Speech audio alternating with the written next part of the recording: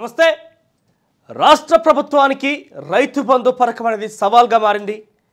వాళ్ళు డిసెంబర్ 9న రైతు బంధు అందరి ఖాతాల్లో వేస్తానని చెప్పినప్పటికీ ఇప్పటి వరకు కూడా ఈ రోజు 40 రోజుల సమయం దాటిపోయింది. అయినప్పటికీ కూడా రైతు బంధు పథకం అనేది ఇంకా రైతుల ఖాతాల్లోకి జమ కాలేదు.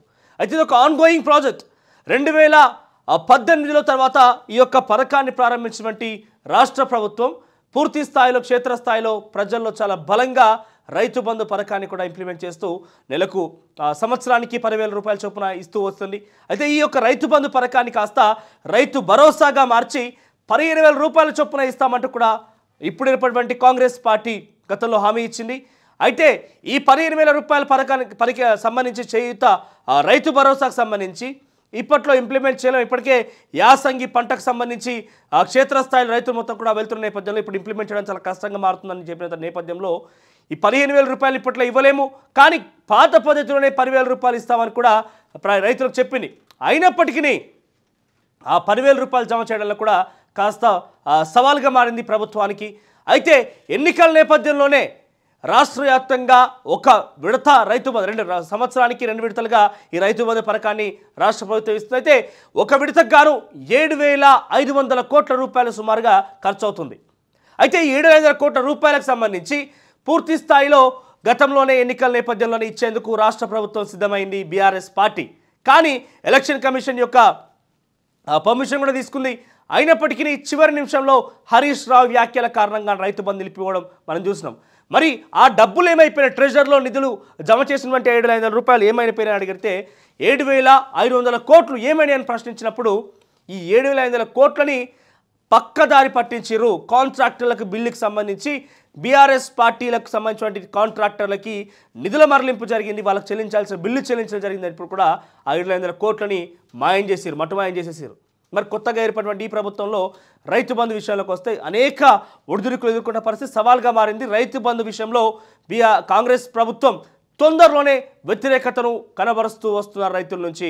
ఒక్కసారి దాని గురించి మరింత వివరంగా చెప్తే కనుక రైతు బంధు పథకం విషయానికి వస్తే 1,50,00,000 ఎకరాలకు రైతు బంధు సాగు సాయం అందుతోంది. దీంట్లో ఎకరాకి 15,000 రూపాయలు, ఎకరాకి 10,000 చొప్పున రూపాయలు గత ప్రభుత్వం ఇచ్చిన విధంగా చూస్తే కనుక సంవత్సరానికి 15,000 కోట్ల రూపాయలు రాష్ట్ర ప్రభుత్వానికి రైతు బంధు కింద ఇవ్వాల్సిన అవసరం ఉంటుంది. అయితే ఈ 15,000 కోట్ల రూపాయలకు ఒక విడతగా 7,500 కోట్ల రూపాయలు. అయితే ఈ 7,500 కోట్ల రూపాయలనే ఎలక్షన్ సందర్భంలో విడుదల చేసేందుకు ట్రెజరీకి ఆల్రెడీ నిధులు విడుదల చేశారు. మళ్ళీ దాన్ని కాంట్రాక్టర్లు దారి మళ్లించింది రాష్ట్ర ప్రభుత్వం. ఇది గత ప్రభుత్వంలో. మరి కొత్తగా ఇప్పుడు సమస్య ఏమి ఏర్పడుతుంది? కొత్త సమస్య ఏంటంటే ఇప్పటివరకు 1,050 కోట్లు 1,050 కోట్లు విడుదలైన రైతు బంధు కోసం 1,050 కోట్ల రూపాయలు విడుదలైనట్టు ఇప్పుడు రైతు బంధు కోసం. దీంట్లో ఇప్పటికే 30 లక్షల కుటుంబాలకి 30 లక్షల కుటుంబాలకి రైతు బంధు ఈ 1,050 కోట్లు జమ అయిందట. అయితే రాష్ట్ర వ్యాప్తంగా ఎంతమంది ఉన్నారు? మరి 70 లక్షల కుటుంబాలు రాష్ట్ర వ్యాప్తంగా ఉన్నాయి. ఈ 70 లక్షల కుటుంబాలు 30 లక్షల కుటుంబాలకు మాత్రమే ఇప్పటికీ 1,050 కోట్లు రిలీజ్ చేస్తే వాళ్ళకి చేరినాయట. అది ఎవరికి? ఎకరన్నర లోపున్న వారికి మాత్రమే. 1 ఎకరం లేదా 1 ఎకరన్నర ఉన్న రైతులకు మాత్రమే ఈ యొక్క డబ్బులు ప్రస్తుతం విడుదలైనాయట. మరి మిగిలింది విడుదల వారీగా గత ప్రభుత్వం చూస్తే కనుక వారం రోజుల్లో నిధులు మొత్తం పూర్తి స్థాయిలో విడుదల చేసేది. మొదటిగా ఎకరం, ఆ తర్వాత 2 ఎకరాల లోపున్న వారికి, ఆ తర్వాత 3 ఎకరాల లోపు వారికి, ఆ రకంగా పూర్తిగా రైతు బంధు పథకాన్ని ఇంప్లిమెంట్ చేసేది. కానీ కాంగ్రెస్ ప్రభుత్వం వచ్చినాక దీని విషయంలో ఒడిదుడుకులు ఎదుర్కొంటుంది. దానికి ప్రధాన సమస్య ఆర్థిక సమస్య. అయితే మొన్న మా తొలి వెలుగు ఛానల్ ద్వారా నేను చెప్పిన రైతు బంధు రిలీజ్ చెక్ చేసుకోండి అని చెప్పి తుమ్మల నాగేశ్వరరావు గారు చెప్పారంటూ కూడా ఒక వీడియో చేసిన నేను. దానికి సంబంధించి మనం మాట్లాడుకుంటే రైతు బంధు రిలీజ్ అనేది పూర్తి స్థాయి రిలీజ్ కాలేదు. కేవలం నామమాత్రంగా తుమ్మల నాగేశ్వరరావు గారు రిలీజ్ అని చెప్పారు. దాంట్లో విడుదలైన ఎంత? 1,050 కోట్లు.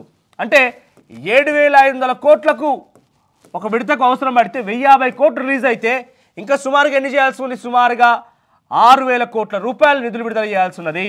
ఇంకా 6,000 కోట్ల రూపాయలు నిధులు విడుదల చేయాల్సి ఉన్నది. అయితే ఇప్పటికే తుమ్మల నాగేశ్వరరావు గారు ఏం చెప్తున్నారు? 2 లేదా 3,000 కోట్ల కోసం మేము ఇప్పటికే రాష్ట్ర సమకూర్చుకున్నాం.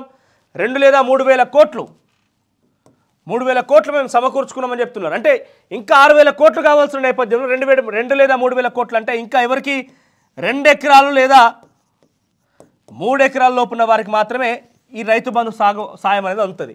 ఇంకో ఈరోజు 22వ తారీఖు మరొక వారం రోజుల్లో ఈ యొక్క నెల ముగుస్తుంది, జనవరి ముగుస్తుంది. జనవరి 31లోగా అందరి ఖాతాల్లోకి రైతు బంధు, అందరి ఖాతాల్లోకి రైతు బంధు, అందరి ఖాతాల్లోకి రైతు బంధు అని చెప్పి కాంగ్రెస్ పార్టీ నాయకులు, కాంగ్రెస్ పార్టీకి సంబంధించినటువంటి ప్రస్తుతం ఉన్నటువంటి ప్రభుత్వంలో మంత్రులందరూ కూడా చెప్పే ప్రయత్నం చేశారు. కానీ ఆ దిశగా ప్రయత్నాలు కనబడలేదు. ఆ దిశగా ఎక్కడ కూడా ఈ సాగు సాయం సంబంధించినటువంటి అంశం రైతు బంధు కనిపించడం లేదు. చాలా క్లియర్గా 1,050 కోట్లు ఇప్పుడు విడుదల చేసిరట. 7,500 కోట్లు అవసరం కావాల్సి ఉంది. 6,000 కోట్లు ఇంకా పెండింగ్లో ఉన్నాయి. ఇంకా 40 లక్షల కుటుంబాలు, ఈ ఎకరం లోపున వారు 30 లక్షల కుటుంబాలకి ఆల్రెడీ క్లియర్ అయిపోయింది. 70 లక్షల కుటుంబాలు ఉంటే ఇంకా 40 లక్షల కుటుంబాలకి ఈ రైతు బంధు సాయం అందించాల్సి ఉంది. అది 6,000 కోట్ల రూపాయలు కావాలి. అయితే 2 లేదా 3,000 కోట్ల వరకు ఇప్పటికే 3,000 కోట్లు సుమారుగా వేసుకున్నా కూడా 3,000 కోట్లు సమకూర్చుకున్నట్టు రాష్ట్ర ప్రభుత్వం. అంటే ఇంకా సుమారుగా 3,000 కోట్లు కావాల్సి ఉంది. మరి సమకూర్చుకున్న 3,000 కోట్లలో కేవలం 2 నుంచి 3 ఎకరాల వారికి మాత్రమే రైతు సాగు సాయం అందుతోంది.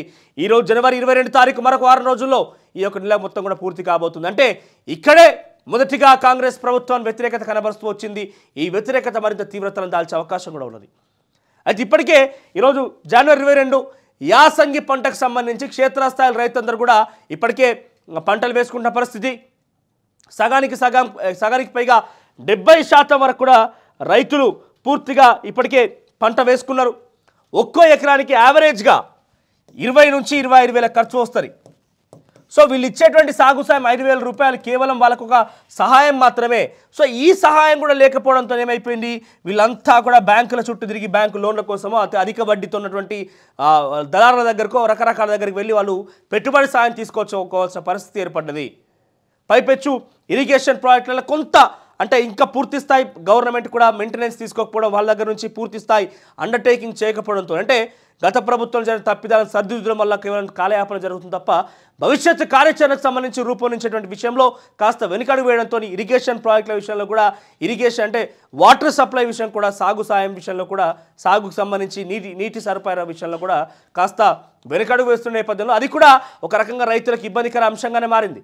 సో ఓవరాల్గా రైతులని కొంతమేరకు ఈ ప్రభుత్వం అనుకున్న స్థాయిలో వాళ్ళకి శుభసూచకం కానీ ఆనందం కానీ కనిపించడం. ఎందుకంటే వాళ్ళ విషయంలో కాస్త ఈ ప్రభుత్వం వెనకంజ వేసినట్టుగా కనిపిస్తోంది. ఇది రుణమాఫీ సంగతి పక్కన పెట్టేసింది. ఇకపోతే ఈ రైతు భరోసాకి సంబంధించి రైతు బంధు విషయంలో కాస్త తాత్సారమే ఉన్నది. ఇక ఇరిగేషన్ సంబంధించి వాటర్ సప్లై విషయంలో కూడా కాస్త ఇబ్బంది కలుగుతున్న విషయం. సో వెంటనే ప్రభుత్వం కనుక రైతులను ఆదుకోకపోతే రైతుల నుంచి తీవ్రమైన వ్యతిరేకత కనబరుస్తుందని కూడా చాలా పెద్ద ఎత్తున నాయకులు కానీ లేకుంటే రైతు సంఘాలు కానీ ఆగ్రహం వ్యక్తం చేసే అవకాశం ఉన్నది. బీఆర్ఎస్ పార్టీ ఇది అదునుగా భావించి అది కూడా కాంగ్రెస్ పార్టీని డిఫెన్స్లో పడేసే అవకాశం ఉన్నది. సో మరి కాంగ్రెస్ పార్టీ పెద్దలు, కాంగ్రెస్ పార్టీ ప్రభుత్వం కూడా కేవలం మాటల వరకు మాత్రమే పరిమితం అవుతుంది తప్ప చేతులకు అంటే గత ప్రభుత్వంలో జరిగిన అప్రజాస్వామిక పాలన అని చెప్పడం కావచ్చు, ప్రగతి భవన్ గేట్లు అనడం కావచ్చు, ఎవరిని కూడా కలిసే ప్రసక్తి లేకపోవడం కావచ్చు, దొరల పాలన గడిల పాలన చెప్పిన కాంగ్రెస్ పార్టీ ఇప్పుడు అదే సిద్ధాంతాన్ని కొనసాగిస్తుందా అని ఒక రకంగా అనుమానాలు కూడా వ్యక్తమవుతుంది. ఎందుకంటే రైతు బంధు గురించి 45 రోజులు కావస్తున్న ఇంత పెద్ద సమస్యగా మారినటువంటి రైతు బంధు సాగు సాయానికి సంబంధించి ఎక్కడ కూడా నిర్దిష్టంగా ఒక ప్రణాళిక, ఒక పద్ధతి, ఒక రివ్యూ ఎక్కడ కూడా నిర్వహించినట్టుగా దాఖలాలు లేవు. మరి ఏం చేయబోతుంది రైతు బంధు గురించి ఒక సవాల్ని ఏ రకంగా స్వీకరించబోతుంది, మరి రైతులు ఎదుర్కొన్నటువంటి ఈ సమస్యను ఏ రకంగా పరిష్కరించబోతుంది, లేదా రేపటి రోజున రైతులు ప్రభుత్వానికి ఎటువంటి బుద్ధి చెప్పబోతున్నారో మాత్రం చూడాల్సి ఉంది.